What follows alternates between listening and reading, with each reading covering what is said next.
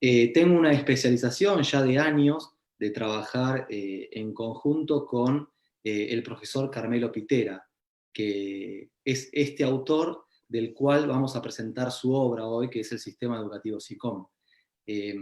Bueno, de la mano de él y de Quique Edelstein, hemos fundado en Argentina, en Buenos Aires, hace ya alrededor de 5 años, una fundación que se llama Fundación Carmelo Pitera, que tiene como objetivo la investigación, proporcionar cursos y capacitaciones que profundizan sobre el aprendizaje motor, con una impronta específica desde la esfera de los procesos cognitivos. Este método o estas metodologías de Carmelo Pitera es el desenlace de un largo proceso de investigación y implementación éticas. El autor lleva 45 años estructurando lo que hoy finalmente se conoce como Sistema Educativo SICOM. Es un sistema donde se utiliza el movimiento como un instrumento para estimular funciones de orden superior, como son las funciones ejecutivas y los procesos cognitivos, tan importantes a la hora de desenvolverse en la vida cotidiana, como para los que formamos parte del mundo del deporte, son de crucial importancia para rendir ante las exigencias de un entorno deportivo cambiante. Entonces, conocer un poco la particularidad del autor nos va a empezar a hacer entender por dónde viene este nuevo paradigma que él propone. Carmelo Pitera es un profesor, un investigador que inició su desarrollo como entrenador de voleibol. Y fue entrenador de voleibol del más alto nivel, ganando un scudetto con Italia, con el equipo de Catania del Sur, y más adelante estuvo mucho tiempo como primer entrenador de la selección de Italia. En ese rol de primer entrenador de la selección de Italia, donde obtuvo un subcampeonato mundial, algo totalmente inédito al momento, Carmelo, cuando le renuevan el contrato, él propuso no seguir con ese equipo que había logrado ese subcampeonato, sino que quería poner las miras en el desarrollo de jóvenes deportistas de cara a una competición que iba a suceder 8 años más tarde, que iba a ser el Mundial Juvenil del 85. Bueno, le aprobaron este proyecto y como director técnico de la Federación Italiana de Voleibol, empezó a estructurar, a sistematizar un nuevo modo de entrenar a jóvenes atletas. Y en ese nuevo modo de entrenar incluyó psicólogos, nutricionistas, kinesiólogos, estadísticos, y la particularidad que tuvo, o el punto de inflexión que el voleibol tuvo en ese momento, es que gracias a Carmelo Pitera, los modelos mecanicistas, o sea, de repetición sistemática de un gesto técnico, o sea, el enfoque puesto en la ejecución motora, se iba a empezar a reemplazar por lo que tenía que ver con poner el foco en procesos de índole superior como la percepción, la atención, la memoria, la lectura de trayectorias, todos procesos que hoy en día los hemos oído, pero que en aquel momento nadie se encargaba de desarrollar propuestas que justamente mejoraran estas capacidades. Bueno, la conclusión de todo esto es que años más tarde, estos jóvenes atletas que en aquel momento tenían entre 13 y 15 años, cuando llegaron al equipo de mayores, ganaron absolutamente todo y es hoy en día que se la conoce como la generación de fenómenos en el voleibol italiano. Ganaron medallas olímpicas, campeonatos mundiales, World Leagues, absolutamente todas las competiciones las ganó ese equipo. Esto nos muestra que al talento se lo acompaña, se lo potencia y se lo desarrolla con planes sistemáticos que andamian a ese joven deportista en vista de un desarrollo integral. Y cuando hablo de integral, es no solo la capacidad de exprimir potencia o moverse, sino que articulando todos esos movimientos, o todas esas expresiones de fuerzas con el cerebro, que es, digamos, es el centro de comando de ese cuerpo que se mueve ante algún objetivo. Bueno, y Carmelo Pitera, más allá de esta faceta de entrenador y de director técnico, empezó a darse cuenta que estos jóvenes, estos ya adultos deportistas, muchos de ellos presentaban déficit en determinadas capacidades. Entonces empezó a comprender que había que anticiparse y estructurar metodologías y propuestas concretas para que estas capacidades que todos tenemos se pudieran desarrollar desde las edades más propicias, que son las edades de etapas evolutivas, en vistas de lograr ese potencial individual. Porque una capacidad es eso, es algo que nosotros tenemos a disposición, pero no quiere decir que a lo largo de nuestra vida la hayamos desarrollado en plenitud. Entonces, Carmelo Pitera, más allá de detectar problemáticas, como los investigadores suelen hacer, es una persona que sistemáticamente se encarga de publicar propuestas resolutivas. En concreto, didácticas, ejercitaciones, construcciones metodológicas que llevan a la mejora de estas capacidades. Y bueno, en definitiva, a lo largo de los años, este sistema educativo SICOM tuvo determinados embriones que fueron publicaciones precedentes, como el sistema CEL, que se presentó en Argentina en el 2013, o hubieron muchas otras publicaciones en Italia, y en el 2015 llegó esta realmente vanguardista publicación que propone, como dije anteriormente, utilizar al movimiento como un instrumento para potenciar los procesos cognitivos.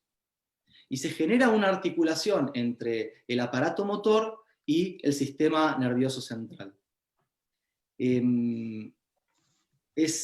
Ya cuando hablamos de esto tenemos que empezar a entender que es una propuesta que entiende que la base de todo es la motricidad general. El desarrollo cognitivo-motor de base, para que luego aquellos individuos que se quieran especializar en un deporte u otro, tengan todas esas herramientas básicas para que las técnicas deportivas específicas o el pensamiento táctico específico calce de una manera eficiente y que la frustración por no poderse desenvolver de una manera eficiente en el campo de juego no los expulse de esa actividad deportiva que iniciaron. Eso por un lado. Por otro lado, este sistema educativo tiene aplicabilidad también en lo que es la tercera edad. Y además de la tercera edad, propuestas en concreto con vistas al alto rendimiento. Entonces, es un sistema educativo muy, muy, muy complejo, muy integral y con instrumentos específicos. Tiene propuestas concretas para resolver determinadas problemáticas. Bueno, a modo general, el sistema educativo SICOM sería esto, un sistema educativo con 8 metodologías en pos de alcanzar estos objetivos que mencioné con anterioridad. La visualización mental es una de las 8 metodologías del sistema educativo SICOM. Es una metodología que consta de una construcción didáctica que va de propuestas menos complejas hacia aquellas más complejas. Entonces, la visualización ya data de hace tiempo en el deporte, sobre todo llevado de la mano de, como dijiste vos, psicólogos deportivos.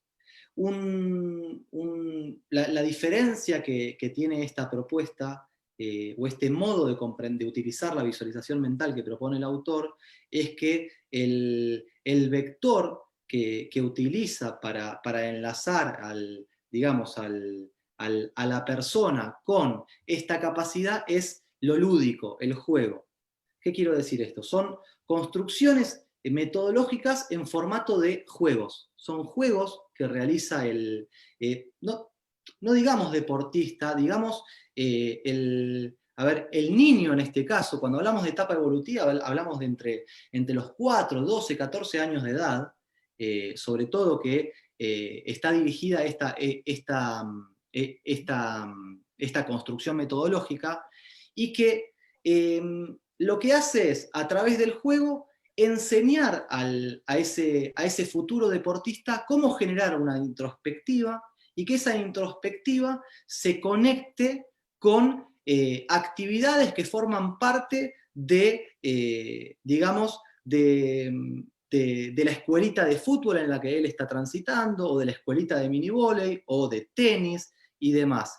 Y hay propuestas que son muy generales, que ya desde la escuela primaria, a través de este sistema educativo SICOM, se pueden empezar a implementar con todos los alumnos y que generan esta capacidad de generar una introspectiva y después de capitalizar eso que es la visualización. ¿Y qué es la visualización mental? Es la capacidad de elaborar imágenes mentales.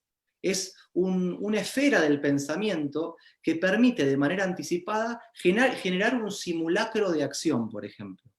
Hemos visto en el deporte Tiger Woods, antes de realizar un swing de golf, que está quieto, observando simplemente el ambiente, pensando en introspectiva, y en ese análisis que hace de ese ambiente, del viento, del pasto, de la inclinación del terreno, está visualizando ese golpe futuro que va a ejecutar un minuto luego.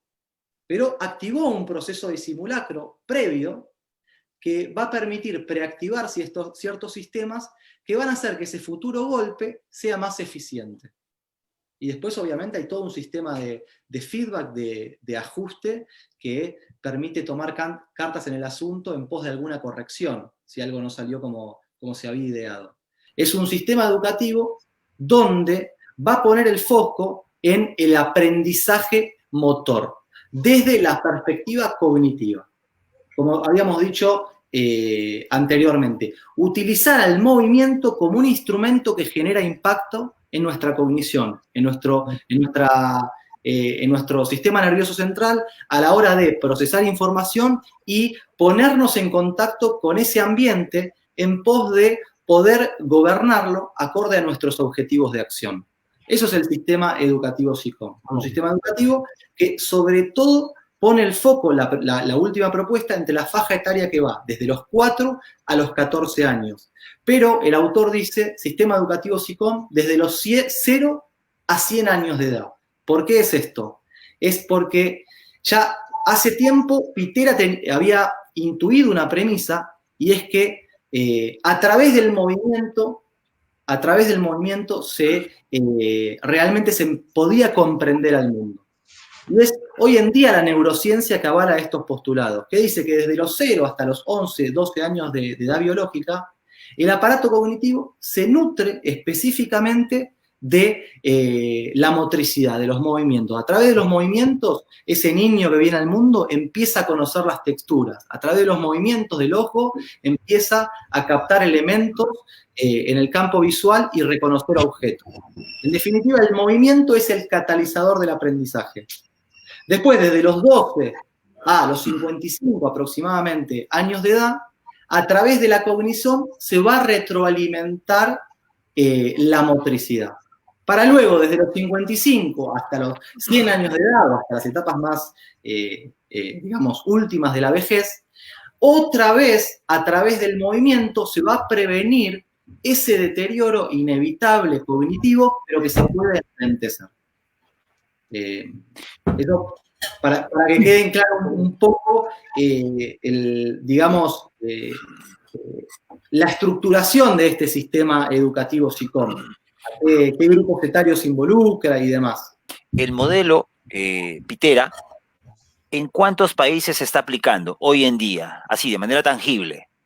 Hoy en día en Argentina, ya desde el 2013 en Argentina se está aplicando. Se está aplicando obviamente en Italia a través de la Federación de Gimnasia Italiana, a través del MIUR, que es el Ministerio de Educación italiano. Se está aplicando en Eslovenia, se ha aplicado en el año 2015, 2016 y 2017 en Egipto, en el Cairo. También hubieron experiencias en Tenerife, en las Islas Canarias, y en Silicon Valley, en una academia específica, academia de voleibol, que es Estados Unidos. A grosso modo, también hubieron experiencias, Rodolfo, con el seleccionado menor y premenor de voleibol en Chile, femenino, de la mano de Eduardo Guillaume. No sé, quizás vos lo conocés.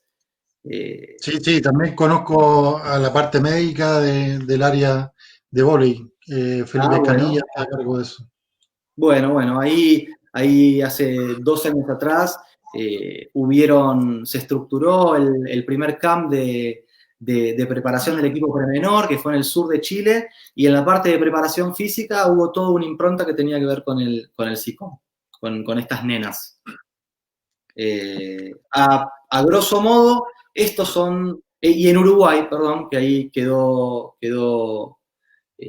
me olvidaba, también en Uruguay se están llevando acciones con el sistema SICOM. Si nosotros nos remontamos a estas etapas de edad evolutiva, para que haya calidad de movimiento, ese nene tiene que tener un reconocimiento, una concientización de ese propio esquema corporal muy afinado. Y eso es uno de los objetivos en el desarrollo de la motricidad, la conciencia del propio esquema corporal. Esta que es ni más ni menos ser consciente de las partes del propio cuerpo y de los movimientos de cada una de estas partes. Esta es otra de las metodologías que propone el sistema educativo SICOM, que se llama el semáforo, que es a través de una didáctica lúdica enseñarle al nene a reconocer todas las partes de su cuerpo en movimiento. Esto, si hablamos de prevención de lesiones, esto nos va a llevar a que un mañana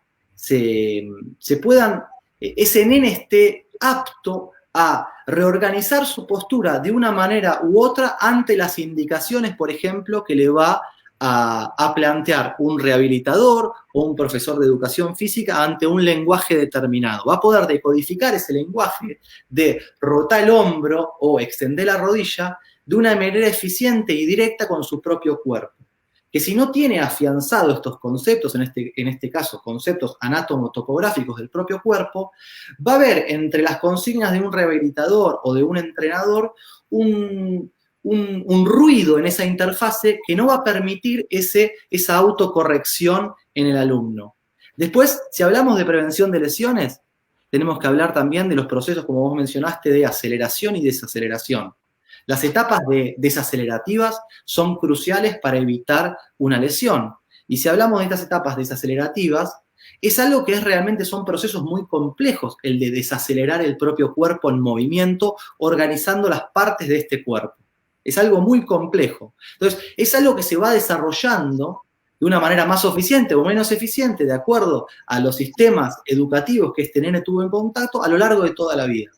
Y hay otra de las metodologías que se llama los ojos direccionales, que hablan de la alineación postural. Esto de acelerar o desacelerar el cuerpo de una manera organizada, alineando el cuerpo de determinada manera, que el propio alumno tenga la capacidad de organizar ese cuerpo en una dirección o en otra, de acuerdo a ese movimiento con esos desplazamientos que se está realizando.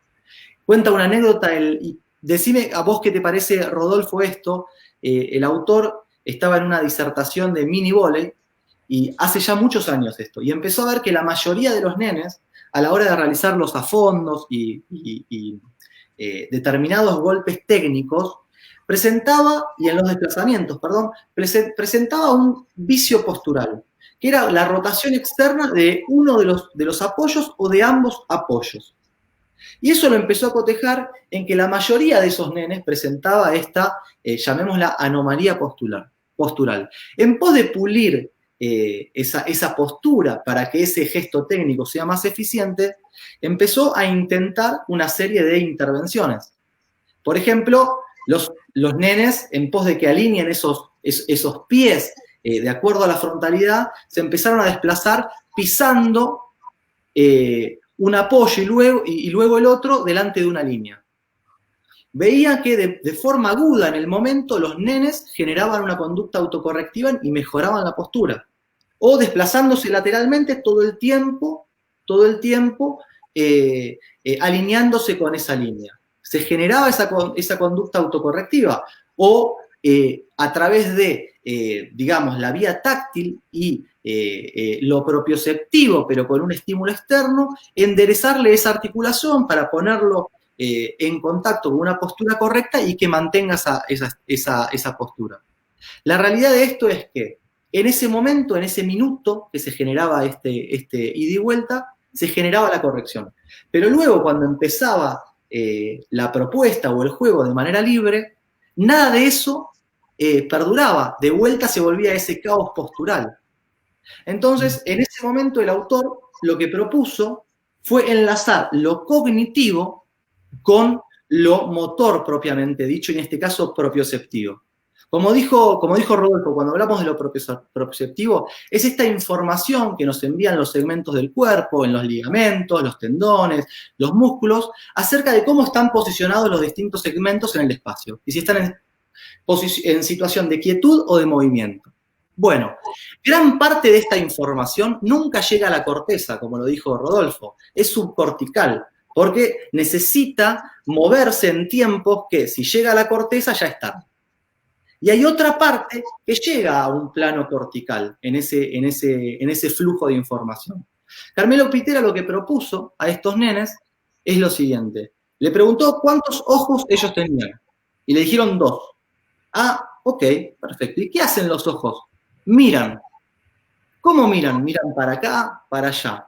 Entonces, ya cotejó que los nenes tenían un concepto bien arraigado. Y era el de ojo y función y dirección. El ojo es un elemento que enfoca hacia una determinada dirección. Y transformó ese concepto en un símbolo. Él le dice, bueno, ahora además de los ojos naturales que ustedes tienen, yo les voy a regalar 2 ojos más. Y les dibujó en la punta de los pies un ojito en cada uno de los apoyos.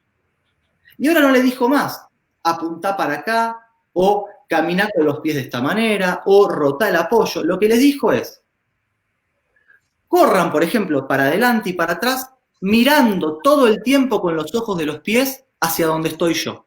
Y él se movía en el espacio. Entonces los nenes que se estaban desplazando para adelante y para atrás, tenían que autoajustar esos apoyos mirando todo el tiempo a Pitera que se desplazaba en el espacio. Pero la palabra clave fue mirá. Cuando él utilizó esta clave, realmente es una clave la palabra mirá, y no rotá y no apuntá, puso en contacto ese concepto que tenían arraigado de ojo, con función de mirar, con otro segmento del cuerpo, en este caso, los pies. Y los nenes, que no tenían una matriz conceptual tan vasta como un adulto que le permita decodificar esas informaciones de rotar, flexionar y demás, con el solo hecho de mirar hacia aquí o hacia allá, empezaron a tener la capacidad de una manera interna, intrínseca, de gobernar esos apoyos ante una determinada dirección. Esto es un ejemplo claro de cómo a través de la cognición podemos generar impacto, muchas veces muy eficaz, en la postura, por ejemplo. Y lo que se generaba era que ese efecto autocorrectivo sea más duradero y se utilice, sea permanente, porque es algo que se internalizó a través de un concepto arraigado del ojo, utilizando como símbolo. El chico se apropió, se capitalizó de un instrumento que lo ayuda a autorregular su postura. Y no es una línea que está fuera de sí. Es un concepto que él tiene, que si bien le dibujamos los ojos, luego podemos no dibujarle los ojos y le preguntamos hacia dónde tienen que mirar los ojos de los pies y automáticamente se van a autorregular si la progresión fue correcta. O para tenerlo en conciencia, por ejemplo, que los ojos de los pies se miren entre sí. ¿Y qué sería eso? Sería la rotación interna de los apoyos, que los ojos de los pies miren hacia la pared. Que el ojo derecho mire hacia la pared y el ojo izquierdo hacia adelante. Y empezamos a generar un lenguaje biomecánico, pero con palabras bien concretas que los nenes pueden decodificar. Tenemos que entender la comunicación como algo que abre puerta o no la abre, son llaves. Entonces hay que, identificando a quién tenemos delante, seleccionamos ese lenguaje en pos de modificar un movimiento o una conducta. Pitera, una frase que dice, él diferencia lo que es movimiento de motricidad. Movimiento, él dice que son esas características de la tarea motora que se ven expresadas. Lo que se ve desde afuera. Yo lo veo a Rodolfo que se está moviendo, ese es el movimiento. Motricidad son todos aquellos procesos que anticipan, planifican, controlan, regulan, inhiben ese movimiento. Entonces, lo que dice Carmelo es que tenemos que ser entrenadores del invisible. El entrenador del invisible quiere decir poner el foco en todos estos sistemas internos en pos de modificar una conducta motora que se ve expresada a través de un movimiento que nos dice determinada situación. Entonces, empezar a entender, a decodificar los movimientos de un alumno para saber dónde puedo tomar cartas en el asunto. Y lo que hizo ese ojito de los pies, en definitiva, es que más flujo, que un mayor flujo de información propioceptiva acceda a niveles corticales. Y de esa manera el nene tenga un sistema de autorregulación. Eso el día de mañana puede ser en las manos. Y los bloqueadores tienen que mirar con los ojos de las manos hacia determinado lugar. Un día de mañana es en los hombros. Y empezamos a trabajar lo que tiene que ver con la rotación. Entonces, hablábamos del semáforo, que era esto de la conciencia del propio esquema corporal, y el autor, en una de sus metodologías, él plantea que el nene, al principio, concibe su propio cuerpo como un todo, no diferencia las partes de ese cuerpo, él se percibe como un todo, y es importante que aprenda a diferenciarlo. Entonces, con una metodología que es el semáforo, y utilizando la analogía de este semáforo, que está dividido en 3 regiones cromáticas, rojo, amarillo y verde, arriba, en el medio y abajo, lo que hace es una transferencia de esas 3 áreas cromáticas al propio esquema corporal. Y se genera otro lenguaje. Por ejemplo, mirar con el rojo hacia la puerta. Y el rojo es arriba, y es desde los hombros hacia la cabeza. Todo esto estoy yendo muy aceleradamente, pero está bien explicitado, definido, protocolizado en las propuestas del autor. Pero vemos cómo lo que tiene que ver con prevención de lesiones, también desde estas etapas tempranas, se podría entender como un nene que sabe desacelerar alineando su propio cuerpo. Esto va a ser un nene que también prevenga lesiones. O un nene que pueda corregir su postura. Esto va a prevenir lesiones. Un nene que ante la indicación de un especialista del movimiento logre reposicionar su cuerpo de acuerdo a esa desalineación y demás. Y también algo que toca las metodologías SICOM es lo que tiene que ver con ¿escucharon hablar de las dominancias? La lateralización, dominancias. Claro. Bueno, dominancia es este manejo, una mayor eficiencia mecánica de un lado del cuerpo, de los miembros de un lado del cuerpo respecto al otro. Por ejemplo, de un brazo respecto al otro, de una pierna respecto al otro, de un ojo respecto a otro y de un oído respecto a otro. Hay un brazo, por ejemplo, que se mueve mejor, que es más eficiente mecánicamente que el otro. Una pierna, lo mismo.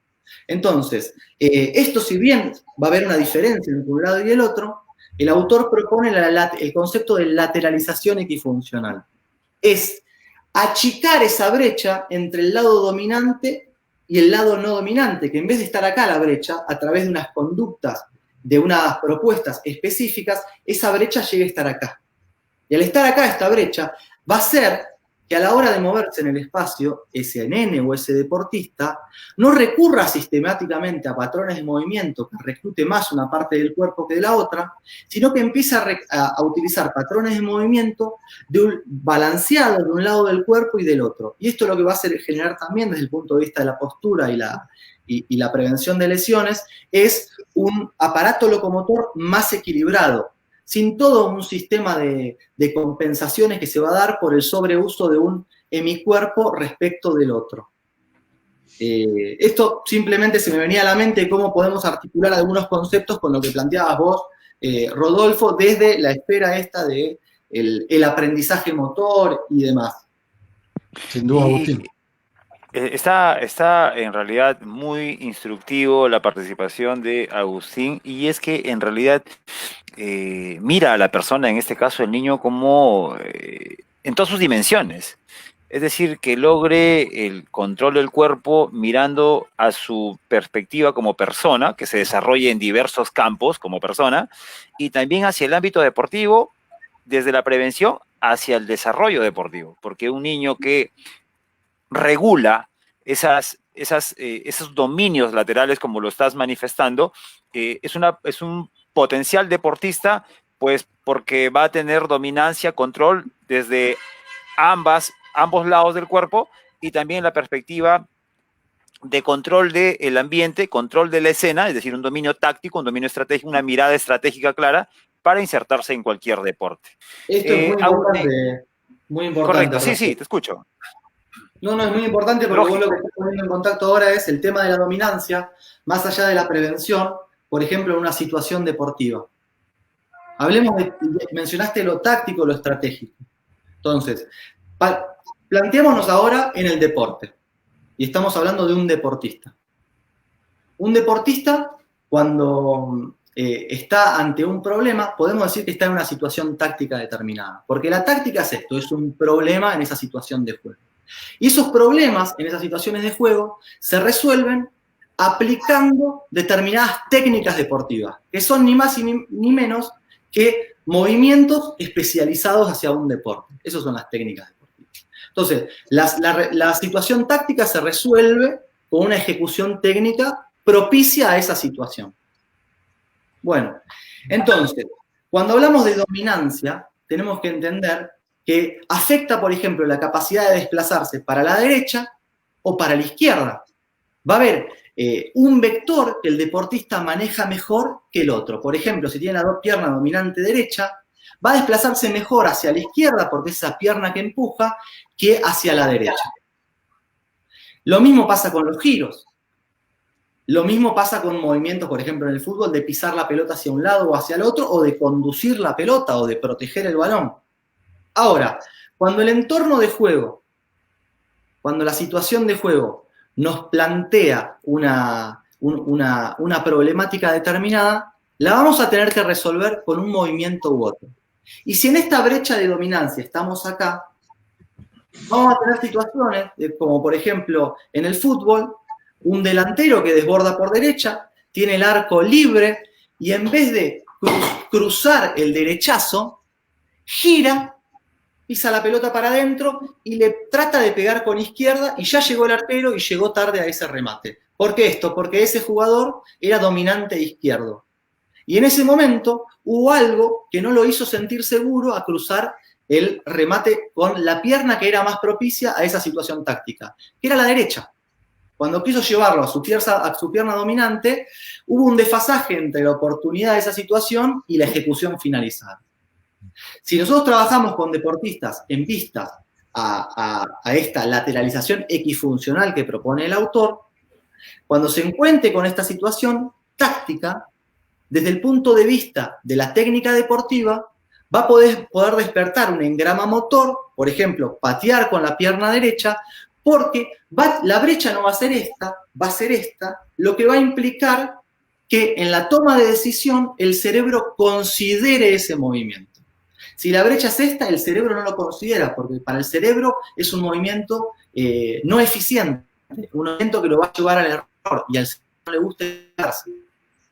Entonces, fíjate cómo las dominancias, lo mismo va a pasar con los brazos en un arquero, pasa con los giros, pasa con el ojo, por ejemplo. Yo me acuerdo que yo me posicionaba siempre como jugador de fútbol de como 3 o como 6, del lado izquierdo de la cancha. Era curioso porque yo, dominante derecho con la pierna, simplemente me sentía más cómodo jugando de ese lado de la cancha. Años más tarde me pregunté si esa sensación de comodidad de posicionarme sobre la izquierda, en vez de jugar de 2 o de 4, iba a poder proteger el balón mejor con la línea y conducirlo lejos del rival con la pierna derecha. No sé, quizás no estaba siendo influenciado porque yo soy ojo dominante derecho. Entonces yo hice un test, que es un test de dominancia ocular, que constate que yo soy ojo dominante derecho. Y al ser ojo dominante derecho, si yo me paro a la izquierda de la cancha, todo el campo perceptivo más eficiente lo tengo de ese lado. Porque es el que mejor enfoca el ojo derecho. Y el ojo izquierdo está, es el que capta lo que tiene que ver con la tribuna, la línea, la parte de afuera. Entonces, fíjate cómo también quizás la dominancia ocular podría llevarme a esa situación de comodidad de elegir un rol u otro porque estaba de un lado de la cancha o de otro lado de la cancha. Entonces, en el deportista, la dominancia ocular, con la dominancia auditiva, con la dominancia podálica que va a permitir los giros, los enganches y demás, se empiezan a entremezclar y la síntesis es una comodidad determinada de ejecutar determinados movimientos, pararme de determinada manera y demás. Lo que propone el autor es anticiparse a eso y desde luego empezar a estimular sistemáticamente para desarrollar una lateralización equifuncional, a cortar esa brecha. Un individuo más balanceado, con más posibilidades tácticas y menos propensión a una lesión por sobrecarga de un hemicuerpo respecto al otro. Dale, por ejemplo, esto que hablamos de pérdida de tiempo. Un entrenador que quizás plantea, no, porque el bloque preventivo o de ejercicios preventivos, recortémoslo porque tienen que entrenar más y demás. La pregunta es, si un jugador se rompe o un jugador termina ese entrenamiento por falta de activación con una molestia en una rodilla, por ejemplo, ¿cuántos entrenamientos se va a perder por no quizás realizar de manera sistemática un bloque de 15 minutos, por ejemplo, durante una entrada en calor específica? Entonces, eso, para relativizar un poco qué es perder tiempo, ¿no? O lo mismo desde un punto de vista técnico-táctico, no, los movimientos generales, no ahora todo específico porque tenemos que ir al gesto específico, olvidándose que el gesto específico se planta en cadenas de movimientos globales que si no están bien afianzadas, ese gesto específico nunca va a ser eficiente y nunca va a haber una calidad de movimiento técnico. Entonces, esto de perder tiempo, la pregunta es ¿qué va primero, no? Porque son bases que se construyen una sobre la otra. Entonces, la prevención tiene que estar garantizada para que un deportista alcance un nivel de juego determinado, porque para alcanzar el nivel de juego determinado tiene que entrenar mucho, y para entrenar mucho tiene que estar lejos de una lesión, ¿no? ¿Esta propuesta se puede aplicar en deportes individuales? Sí, absolutamente, absolutamente. Es una propuesta que justamente instrumenta al profesor de la educación física o al profesional de la rehabilitación también o al profesional del entrenamiento para que lleve estos contenidos a su área específica de incumbencia. Área específica de incumbencia puede ser los deportes de situación, pueden ser los deportes individuales, como mencionaba Mariano Canelotto, puede ser la escuela primaria, la escuela, el jardín de infantes y la escuela secundaria, como puede ser también el alto rendimiento y la tercera edad. Sí, sí, absolutamente, absolutamente. Porque da las bases generales para luego con propuestas concretas direccionarlo hacia un lado o hacia otro. Sobre lo planteado por Javier López, Agustín, nos dice, ¿se puede llevar a cabo una sesión completa con el método SICOM? ¿Cómo se regula el estrés cognitivo si es que lo hubiera? Agustín. Sí, absolutamente, se pueden llevar a cabo una clase, una sesión completa con el método SICOM, porque el método SICOM, al estar compuesto por 8 metodologías más 2 anexos, permite poner el foco en el desarrollo de una capacidad o de otra capacidad, seleccionando juegos, ejercicios de una de esas metodologías o de otra, de acuerdo a los objetivos. Y se puede armar una estructura de clase donde la entrada en calor tenga que ver con... la entrada en calor es un término que hoy lo damos por válido, pero también habría que cuestionárselo. ¿Qué es la entrada en calor? ¿Qué significa? ¿Qué es lo que estamos entrando en calor? Estamos entrando en calor las articulaciones, los músculos, el sistema cardiovascular, cardiorrespiratorio, o queremos entrar en calor la atención, la memoria, la percepción. Bueno, una de las ventajas del sistema SICOM es que es modular. Entonces puedo seleccionar propuestas, ejercitaciones de de una metodología u otra y de esa manera ir armando una clase.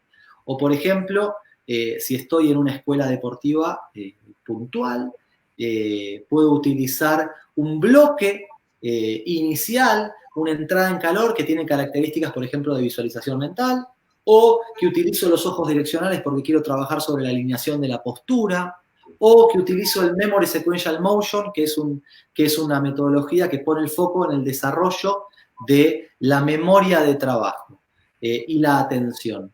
Entonces, cuando hablamos de deporte, no podemos no hablar de lo que son las facultades ejecutivas. En cualquier deporte se planifica, en cualquier deporte es necesario anticiparse, en cualquier deporte tiene que haber flexibilidad de respuesta, quiero decir, adaptar una respuesta de acuerdo al cambio de una situación. En cualquier deporte hay inhibición. Inhibir, por ejemplo, descartar información que no es relevante ante los objetivos de acción que tengo, por ejemplo, las voces del público o las voces de un entrenador si lo considero negativo hacia la ejecución de lo que estoy realizando. Entonces, este sistema pone el foco en estas facultades ejecutivas a través del movimiento. Y permite esto, seleccionar, armar la clase, estructurar un entrenamiento, de manera pura, como lo plantea, o también de manera complementaria, por ejemplo, simplemente en el bloque de la entrada en calor, o en un bloque técnico específico, utilizar una metodología para potenciar ese aprendizaje de ese movimiento. Entonces, permite esta libertad de adaptarlo hacia las áreas de incumbencia individuales. El estrés cognitivo, Sí. bueno, en esto de ser entrenador del invisible está también implícito esto de el manejo de la carga cognitiva. Cuando hablamos de entrenamiento, muchas veces, sobre todo yo, preparador físico, somos especialistas en manejar la carga. Y cuando hablamos de manejar la carga, los pesos, las repeticiones, el volumen y demás. Pero ¿qué es la carga cognitiva?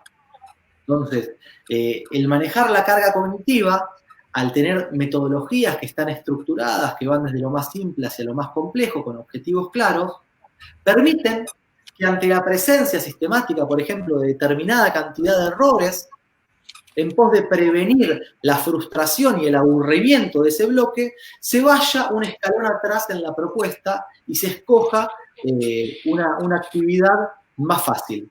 O cuando vimos que el alumno justamente se recontraadaptó a esa propuesta y hay sistemáticamente repeticiones exitosas, luego de un periodo que se lo deja al alumno que goce con esas repeticiones exitosas, indefectiblemente hay que complejizar la tarea para que esa tarea represente una dificultad que va a ser un desafío en el alumno. Y ese desafío se va a traducir en una motivación por vencer ese desafío.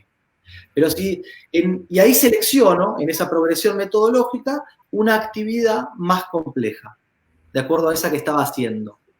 Pero sin pasarse de la mano, porque si el desafío es inalcanzable, voy a llegar de vuelta a eso que era la frustración. Entonces, se maneja la carga cognitiva de una manera que es justamente observando la conducta motora del alumno todo el tiempo y poniéndola en relación con la consigna del entrenador, del profesor y demás. Pero es clave esta mirada activa y reflexiva del docente para interpretar, bucear en lo invisible de ese alumno y moverse para adelante o para atrás en esas progresiones. A ver, en la práctica, cómo un profesional de la educación, del deporte, de la salud, se pudiera capitalizar con esta propuesta. A través de la Fundación Carmelo Pitera se están emitiendo hoy en día distintas capacitaciones, distintos formatos de capacitación donde son 100% online y tienen validación universitaria. Entonces, esta es una forma accesible para todos los países de habla hispana para que puedan acceder a las capacitaciones y realmente asimilar este instrumento, ¿no? Que es la propuesta del autor. Y esas capacitaciones se las pueden encontrar en el Facebook de la Fundación Carmelo Pitera, con doble T, Pitera, o en el Instagram, que es FC Pitera con doble T, que hay una capacitación que es neurociencias y deporte, hay otra capacitación que es neurociencias y tercera edad, y hay una capacitación que es sistema educativo SICOM. Hay dos que son diplomatura, que duran 7 meses, y esta del el curso SICOM específicamente dura 3 meses, todas con validaciones universitarias.